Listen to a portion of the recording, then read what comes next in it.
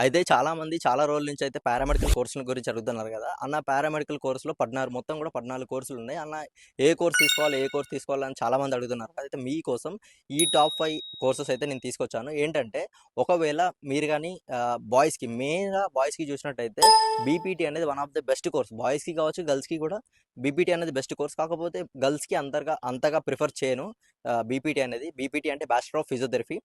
జనరల్‌గా బాయ్స్‌కి అనేది ఎక్కువగా ఉంటుంది. నెక్స్ట్ వచ్చేసి మనకు కార్డియోవాస్కులర్ టెక్నాలజీ అంటాం. లేదంటే కార్డియాలజీ అంటాం. ఇలాగా ఈ కోర్స్ మాత్రం ప్రతి ఒక్కరికి ఎప్పటికి కూడా ఎవర్ గ్రీన్ డిమాండ్ కోర్స్ అని చెప్పొచ్చు. దీన్ని కార్డియాలజీ అంటాం. కార్డియోవాస్కులర్ టెక్నాలజీ అని కూడా అంటాము. నెక్స్ట్ థర్డ్ కోర్స్ వచ్చేసి అనస్థీషియా ఇంకా radio technology. Radio technology third వస్తది. నెక్స్ట్ ఫోర్త్ వచ్చేసి అనస్థీషియా.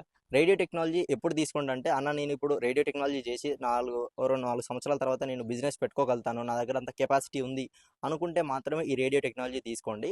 ఇంకొకటి వచ్చేసి అనస్థీషియా. చాలామంది అయితే నన్ను అనస్థీషియా గురించి అడిగితే నేనేమంటున్నా అంటే అనస్థీషియాకి ఆహ్, అన్న ఇది డిమాండ్ ఉంటదంటే డిమాండ్ ఉంటది. కాకపోతే ఎప్పుడు డిమాండ్ ఉంటది? ఎప్పుడైతే నువ్వు అందులో ఆహ్, కరెక్ట్‌గా చేసి నీకు ప్యాషన్ ఉండి కరెక్ట్‌గా చేసి నువ్వు అందులో సక్సెస్ అయితే నీకు అందులో డిమాండ్ ఉంటది. లేదంటే దానిలో కూడా సాలరీస్ అనేవి తక్కువగా ఉంటాయి. Please note this point. Next వచ్చేసి బీఎస్సీ ఫిజియాలజీ. బీఎస్సీ ఫిజియాలజీ కూడా టాప్ 5లో వస్తది. చాలా డిమాండబుల్ కోర్స్. ఎందుకంటే దీని నుంచి మల్టిపుల్‌గా చేసుకోవచ్చు. అందుకోసమే బీఎస్సీ ఫిజియాలజీ అనేది టాప్ 5 కోర్స్ అని చెప్పొచ్చు.